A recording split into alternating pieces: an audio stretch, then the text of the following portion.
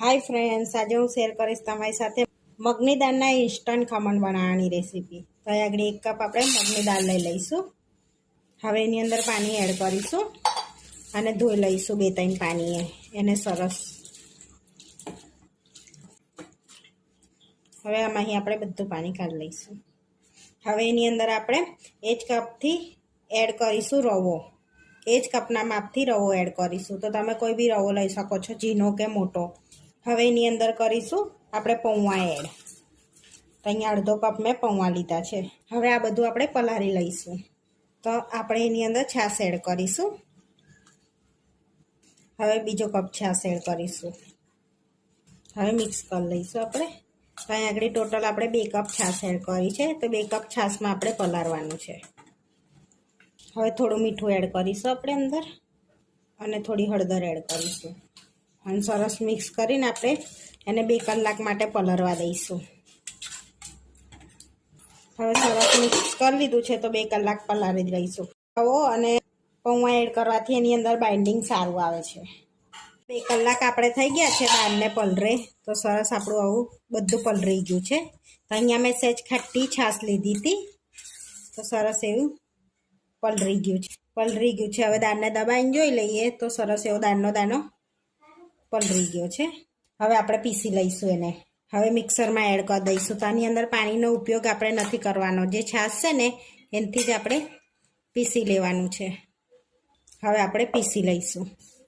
હવે આપણે પીસી લીધું છે તો ચેક કરી લઈશું। તો આ રીતનું પેસ્ટ બનાવી લેવાની છે આપણે સરસ એવી। હવે આપણે બાઉલમાં કાઢી લઈશું। હવે આ રીતનું આપણે બેટર રાખવાનું છે। બહુ જાડું નહીં રાખવાનું, બહુ પાતળું નહીં, મીડિયમ સાઇઝનું પાણી વગર જ આપણે પીસી લીધું છે। હવે એની અંદર આપણે મસાલો એડ કરી દઈશું। હવે એની અંદર એડ કરીશું આદુ, લસણ ને મરચાંની પેસ્ટ। હવે થોડી હિંગ એડ કરીશું।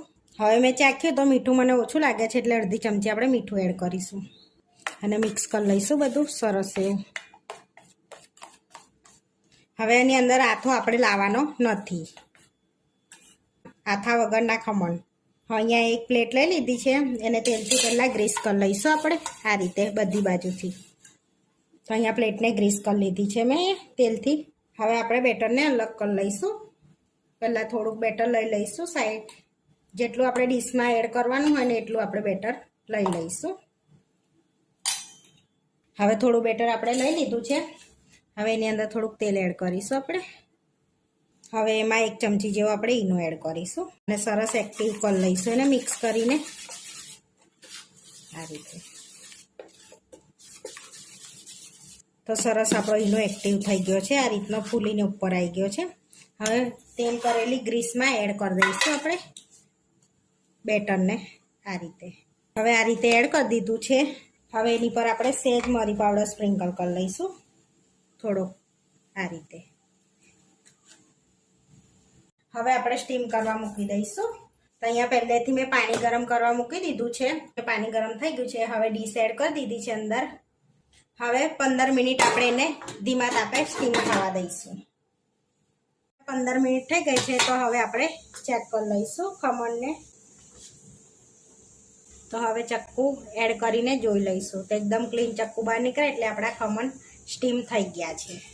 હવે આપણે પ્લેટને બહાર કાઢી લઈશું। હવે આપણે એને એકદમ ઠંડા થવા દઈશું।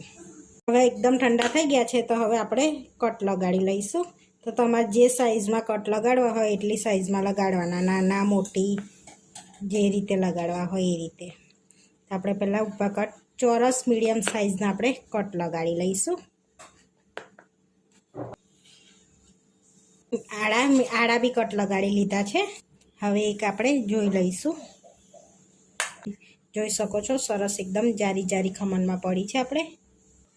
હવે આપણે ઉખાડી લઈશું એને સરસ।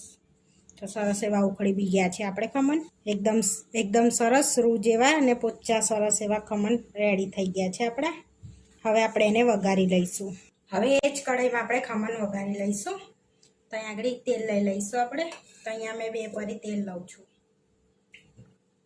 હવે સરસ એવું તેલ ગરમ થવા દઈશું આપણે। હવે આપણું તેલ ગરમ થઈ ગયું છે, 1 નાની ચમચી રાઈ એડ કરીશું આપણે અને રાઈને તતડવા દઈશું પહેલાં। હવે રાઈ સરસ તતડી ગઈ છે, કઢી લીમડો લીલા મરચાં એડ કરીશું આપણે। અને શેકી લઈશું. હવે તલ એડ કરીશું. તો અહીંયા એક નાની ચમચી મેં તલ લીધા છે ને એને એડ કરી દીધા છે. તો હવે આપણે ખમણ એડ કરી દઈશું અંદર અને મિક્સ કરી લઈશું. પહેલાં આપણે એને બધું સરસ. હવે એક ચમચી જેવા ધાણા એડ કરીશું આપણે અંદર. હવે એક ચમચી કાશ્મીરી લાલ મરચું એડ કરીશું અંદર. હવે મિક્સ કરી લઈશું. આ મરચું તીખું નહીં હોતું એટલે તમે તમારા ટેસ્ટ પ્રમાણે એડ કરી શકો છો.